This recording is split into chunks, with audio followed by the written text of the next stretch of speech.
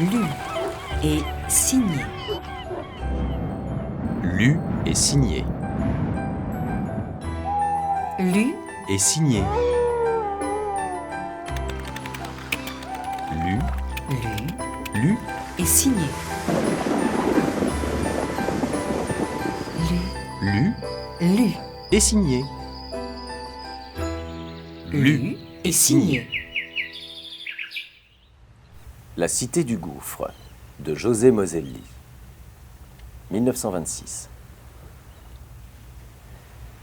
Il existe de nombreux cas contrôlés d'hallucinations collectives. Mais tout fait croire que ce qui s'est passé à bord du cargo-boat Ariadne de Bordeaux est réel. Le capitaine Mercier, commandant ce navire, est un homme calme, pondéré, connu pour son sang-froid. Le lieutenant Maurice a été reçu capitaine au long cours, le premier de sa promotion. Le chef mécanicien de l'Ariadne, Gérard Fouque, est un quinquagénaire placide. Le second capitaine, Jacques Michel, est connu pour certains travaux astronomiques qui lui ont valu les honneurs d'une communication à l'Académie des sciences. Tous sont d'accord. Ils ont vu, ils ont entendu. Et au reste, le livre de bord, le rapport de mer du capitaine Mercier, signé par 2 hommes de l'équipage, atteste qu'il s'agit d'un fait réel, indiscutable, mais que personne ne croira. Il était 5 heures du soir. L'Ariadne, un cargo chargé de 6000 tonnes de riz embarqué à Saïgon à destination de Nantes, naviguait dans le golfe d'Aden lorsque 2 heures après avoir doublé le sinistre cap Guardafui, où tant de navires ont trouvé leur perte, le lieutenant Maurice, qui était de quart, fit prévenir le capitaine Mercier qu'il venait d'apercevoir une mine flottante. Une mine flottante dans le golfe d'Aden. Le capitaine Mercier crut que son subordonné avait mal vu. Il le rejoignit sur la passerelle et distingua dans l'ouest, juste sur la route que suivait son bâtiment, une sphère rougeâtre qui se balançait sur les flots clapoteux. Une mine, ou bien quelques bouées de porc parties à la dérive. Le capitaine Mercier approcha son navire de l'étrange engin et constata qu'il s'agissait apparemment d'une mine flottante, d'une vieille mine dont les cornes étaient pour la plupart brisées et qui devait sa couleur rouge à la rouille qui en rongeait les parois. Comment n'avait-elle pas coulé? Mystère. Quoi qu'il en fût, elle constituait un terrible danger pour la navigation. Le capitaine Mercier, avec cet altruisme des marins, ordonna au lieutenant Maurice d'essayer de couler l'engin à coups de fusil. Maurice, un Parisien de 25 ans, frais et moulu de l'école d'hydrographie, était un bon tireur. Profitant de ce que l'Ariadne était à peine à 150 mètres de la mystérieuse sphère, il lui envoya, coup sur coup, sans un raté, plusieurs projectiles. 4 en tout. À l'étonnement de tous, les 3 premiers s'écrasèrent sur l'engin, d'où jaillit, sous le choc, une poussière de débris blanchâtres. La bouée, ou mine, n'était-elle donc pas en fonte?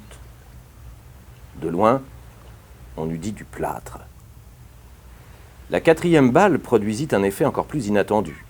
Un claquement sec s'entendit, comparable à celui d'une marmite qui éclate, et la bouée, ou quelle qu'elle fût, vola en éclats, mais sans exploser. Et des cris, poussés par les matelots de l'Ariadne, massés sur le gaillard pour mieux assister à l'opération, retentirent.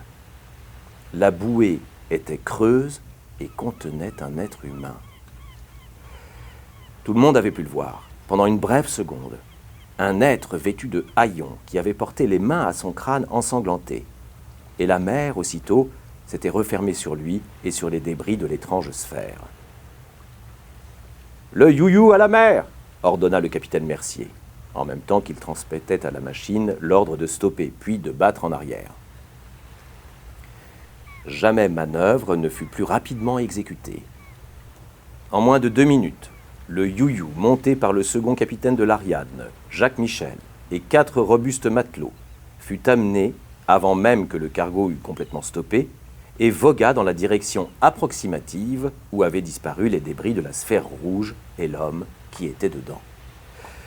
Un léger remous, ourlé d'une dentelle d'écume, en indiquait encore l'emplacement.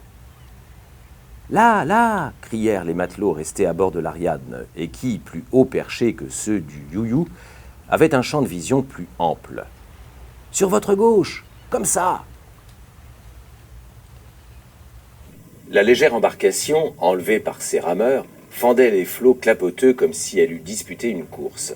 À l'arrière, debout, manœuvrant la barre avec ses chevilles, Jacques Michel la dirigeait sur un point noir qu'il venait d'apercevoir, pour le perdre de vue aussitôt. La tête de l'inconnu, sans doute. Il ne s'était pas trompé. Presque aussitôt, l'homme émergea encore, se débattant convulsivement. Il allait redisparaître, et pour toujours, lorsqu'un des matelots du You-You réussit à le saisir par les cheveux. L'homme, qui était inconscient, voulut se débattre. Le Mathurin, d'un brutal coup de poing en pleine face, le calma et, aidé de ses camarades, le souleva et le déposa dans l'embarcation. L'infortuné était revêtu de haillons qui semblaient corrodés par quelque acide. Son pantalon et sa chemise, ses seuls vêtements, étaient en loques et avaient perdu toute couleur précise. Leur teinte allait du noir au gris, en passant par le vert sombre et le rouge brun. L'inconnu était couvert d'échymoses. Des croûtes de sang noir adhéraient à ses oreilles, à ses yeux, aux commissures de ses lèvres. Le bain qu'il venait de prendre n'avait pas eu le temps de les décoller. Le second capitaine de l'Ariadne, écartant les matelots, se pencha sur le mystérieux individu. « Il vit, dit-il. C'est le principal. Étendez-le à l'arrière, là. Aidez-moi, très bien. Et maintenant, à vos avirons tous, et nage à bord. » Très excités, les marins obéirent. Jacques Michel, qui s'était rassis à côté du corps inerte du bizarre naufragé, dirigea le You-You vers l'Ariadne, distant d'environ un demi-mille, un petit kilomètre, lequel fut franchi par l'embarcation à une vitesse de record. Le canot se rangea sous l'échelle de coupée du cargo qui, entre-temps, avait été amené. Le capitaine Mercier, le chef mécanicien Fouque, le cuisinier, les chauffeurs et matelots, groupés devant la plateforme supérieure de l'échelle, attendaient, en échangeant des remarques à mi-voix. Le lieutenant Maurice, que son service retenait sur la passerelle, regardait, lui aussi. Porté par deux des hommes du You-You, l'inconnu fut déposé sur le panneau de la cale arrière.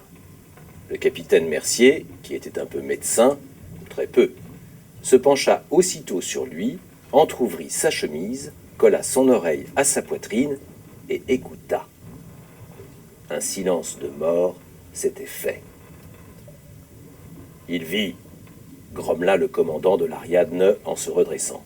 « Mais son cœur est rudement irrégulier. On dirait un treuil qui manque de pression. Monsieur Michel, allez remettre en route, je vous prie, et faites venir de 4 ou 5 degrés au nord de la route indiquée. Les courants sont traîtres ici, et je ne tiens pas à me mettre au plein. » Le second capitaine, à qui s'adressaient ces paroles, grogna un « Oui, capitaine », sans conviction, et se dirigea vers la passerelle. Il était furieux, car il aurait voulu rester pour entendre ce que dirait le naufragé. Le commandant Mercier fit aussitôt transporter l'inconnu dans le petit rouf érigé sur la dunette, qui servait de cabine à l'armateur, lorsque celui-ci voyageait à bord. L'homme fut étendu sur le lit de cuivre. Le maître d'hôtel nègre, Capron, le déshabilla, lui lava la face et lui passa une chemise propre. Après quoi, le capitaine Mercier entreprit de le faire revenir à lui. Ce fut difficile. Il lui plaça successivement un flacon d'éther, puis un de sel anglais sous le nez. Il lui fit couler dans le gosier quelques gouttes d'un certain tafia acheté à Singapour et plus corrosif que du vitriol. En vain. Capron, un athlète formidable, le frotta, le massa, le secoua, sans aucun succès. L'homme, cependant, n'était pas mort. Son cœur, par moments, semblait arrêté. Mercier ne l'entendait plus. À la seconde suivante, le viscère se remettait à battre avec une violence formidable, qui secouait la poitrine du pauvre R. Mais le malheureux restait toujours inanimé. Le capitaine Mercier, un Nantais de vieille souche, ne possédait pas parmi ses nombreuses qualités celle de la douceur, ni de la sensibilité, ni celle de la patience non plus. « Mousse !» appela-t-il. « Va me chercher du coton et la bouteille d'esprit de vin dans ma cabine. » Le mousse, ainsi interpellé, s'empressa et revint bientôt avec les objets demandés. Mercier prit une touffe d'ouate, la plaça entre les doigts de la main gauche de l'inconnu, qu'il maintint serrée au moyen d'un brin de fil de carré, puis, ayant versé sur l'ouate la valeur d'un demi-verre à liqueur d'esprit de vin, il y mit le feu. L'ouate flamba. La chair des doigts du naufragé grésilla. L'homme eut un violent sursaut. Il ouvrit les yeux, se dressa sur son séant et lâcha un furieux « Tonnerre d'enfer !»« Ah, il parle. Ça va !» s'exclama Mercier, qui prit dans sa grosse main les doigts environnés de flammes du malheureux et étouffa le feu. L'homme tremblait violemment. Bouche ouverte, yeux ronds, sa physionomie exprimant une épouvante sans nom, il regarda autour de lui, comme s'il eût eu peine à se rendre compte de la réalité. « J'ai rêvé ?» murmura-t-il. « Rêvé quoi ?» questionna Mercier, étonné de ces paroles inattendues. L'homme ne répondit pas. Ses sourcils froncés, la profonde ride barrant son front révélèrent qu'il réfléchissait intensément. Mercier en profita pour l'examiner. C'était un individu paraissant une quarantaine d'années. Sa barbe et ses moustaches, qu'il devait raser habituellement, étaient longues d'environ 1 centimètre. Les cheveux, rares, grisonnaient. Le front était haut, les yeux profondément enfoncés sous l'arcade sourcilière. Le nez, un peu fort, était veiné de rouge. La bouche avait un pli cynique et désabusé. Au demeurant, une physionomie intelligente, mais peu sympathique. « Toi, mon ami, tu dois aimer le tafia », pensa Mercier qui tendit au mystérieux naufragé le verre d'alcool dont il lui avait déjà fait boire quelques gorgées. L'homme le regarda, prit le verre, eut une brève hésitation, et d'un trait vida le récipient. « Ça va mieux ?» lui demanda Mercier. L'inconnu, de nouveau, fronça les sourcils. « Vous êtes français ?» articula-t-il d'une voix rauque. « Comme vous le dites, mon garçon. Et vous ?» rétorqua rondement le capitaine de l'Ariadne. « Vous allez nous dire ce que vous faisiez dans cette mine, dans cette bouée ?» ?»« Quelle bouée ?»« La boule qui vous servait de coquille, le flotteur. » Le flotteur. Oui, le flotteur. Une sphère rouge que nous avons prise pour une mine flottante et que nous avons démolie à coups de fusil. Vous étiez dedans. L'homme, de nouveau, ne répondit pas. Un frisson le secoua. Ses yeux nagèrent dans leurs orbites. Il regarda Mercier, puis le second capitaine Jacques Michel, qui venait d'entrer, puis le mousse. « Alors, je n'ai pas rêvé ?» murmura-t-il. « Rêver ?» dit Mercier. « Ah, ça, il faudrait vous expliquer. Voulez-vous encore un verre de tafia, ou bien manger? Voulez-vous vous reposer? Quand vous serez mieux, vous vous expliquerez. Vous êtes ici en sûreté, calmez-vous. » L'homme ne répondit pas. Son cœur s'était remis à battre convulsivement, avec une telle violence que les palpitations de l'organe se distinguaient à travers la cage thoracique. Son gosier se contracta, sa pomme d'Adam se souleva, comme s'il avalait sa salive. « À boire, » dit-il. Mercier emplit le verre et le lui tendit. Il en avala gloutonnement le contenu. Ses pommettes rougirent. Le pli cynique de sa bouche s'accentua. « Alors, dit-il, vous m'avez trouvé dans une boule, dans un flotteur ?»« Parfaitement, » précisa Mercier, qui en quelques phrases expliqua ce qui s'était passé depuis le moment où le lieutenant Maurice avait aperçu l'engin mystérieux. L'homme eut un hochement de tête. Il comprima son cœur palpitant et murmura d'une voix entrecoupée. « Je peux aussi bien tout vous dire, je suis fini. D'un moment à l'autre, la machine va craquer. Après tout, cela vaudra mieux ainsi. On ne meurt qu'une fois, et la vie ne vaut pas la peine qu'on la regrette. » L'inconnu s'interrompit. Il haletait. « Je m'appelle Philippe Raquier, ingénieur, sorti le premier de sa promotion de Mais qu'est-ce que cela peut vous faire? La vie est une question de chance ou de malheur, une promenade qui commence à la naissance et finit à la mort. On est heureux lorsqu'on rencontre des circonstances favorables, malheureux dans le cas contraire. Moi, j'ai d'abord eu de la chance, j'ai fait de bonnes études, je suis devenu ingénieur. J'aimais la vie large. J'ai sollicité et obtenu une place dans les chemins de fer d'Éthiopie, puis en Amérique du Sud. Mais cela ne vous intéresserait pas. Enfin, je me suis mis à boire. Pourquoi? Parce que j'aime l'alcool. Il y en a qui aiment les petits pois, d'autres les huîtres. Il n'y a pas d'explication à cela. Mais l'alcool est un terrible associé. Pour obtenir la légère ivresse que je recherchais, je dus rapidement augmenter les doses. On s'en aperçut, bien que je fisse mon service sans défaillance. Je perdis successivement toutes mes places. Des places de plus en plus minimes. Mais vous vous demandez ce que tout cela a à voir avec mon repêchage? J'y viens. Je vous ai dit que j'avais successivement perdu tous mes emplois.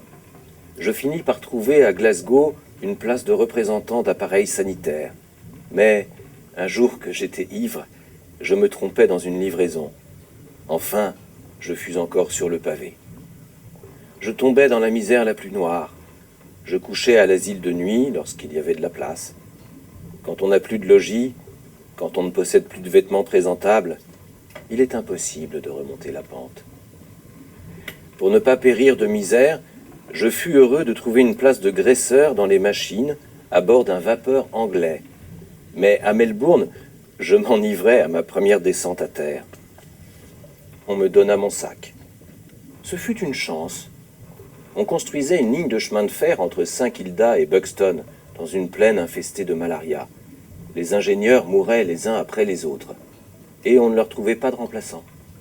Je montrai mes diplômes, je fus engagé à 50 livres par mois. Une aubaine. Je gardai mes fonctions 7 mois, jusqu'au moment où un Syrien vint installer sa cantine le long du tracé de la ligne. Il vendait un whisky infâme, qui empoisonnait les travailleurs. Mais à moi, il me procura du cognac authentique, comme je n'en avais pas bu depuis des mois.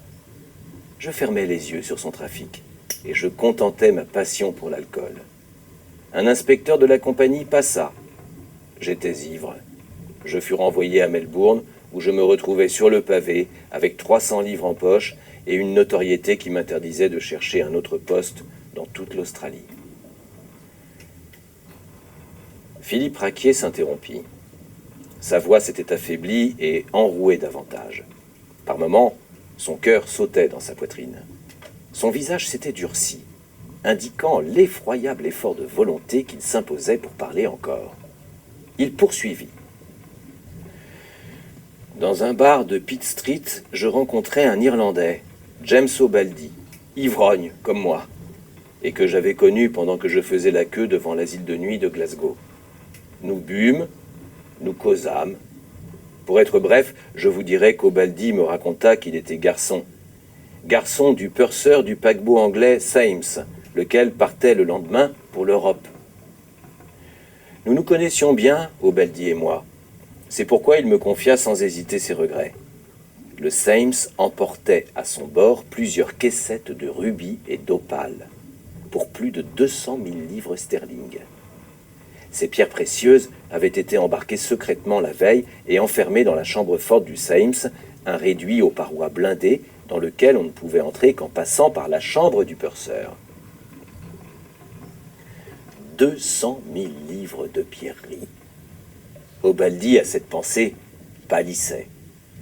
S'il avait eu un associé, un homme sûr, il se disait certain de s'emparer de cette fortune, mais il lui fallait un aide pouvant, au besoin, fracturer la porte de la chambre forte. Je peux aussi bien vous dire, messieurs, que pendant mon séjour de misère en Angleterre, j'avais, avec O'Baldi, opéré quelques misérables cambriolages, qui ne m'avaient rapporté que très peu. J'entendis ce que voulait me dire O'Baldi. L'affaire me parut intéressante. Par quelques questions, auxquelles l'Irlandais répondit nettement, je me rendis compte que le vol était faisable et que je pourrais facilement cacher le butin. Pour cela, il fallait que je m'embarquasse sur le Thames. C'est ce que je fis. Je renouvelai ma garde-robe, achetai quelques outils indispensables, pince Monseigneur en acier au manganèse, rossignol, fausse clé, et jusqu'à un petit chalumeau oxydrique, et pris un billet de première classe pour Suez. C'était à Suez qu'il m'avait paru le plus facile de débarquer et de disparaître, une fois le coup fait. Le Thames partit. Il me restait 2 livres sterling et 4 shillings en poche. Les 2 livres sterling me servirent à conquérir l'estime de mon garçon de cabine, à qui je les donnais en arrivant à bord. Mauvaise traversée. Depuis Melbourne jusqu'à Colombo, le temps demeura exécrable. Entre Colombo et Aden, la mousson de sud-ouest continua à nous secouer pendant 3 jours, puis s'apaisa. Les passagers, pour la première fois de la traversée, se montrèrent à table au complet.